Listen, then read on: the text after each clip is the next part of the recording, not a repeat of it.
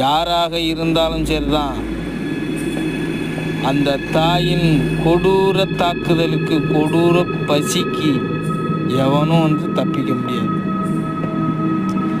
அதனால காம பசியில சாவணும்னு நினைக்காதீங்க, யோக பசியில சாவுங்க. நித்திர பசியில இருங்க, சுகப்பசியில இருக்காதீங்க. சுகபோக பசியில வாழ்ந்து வீணா செத்து மடியாதீங்கடா.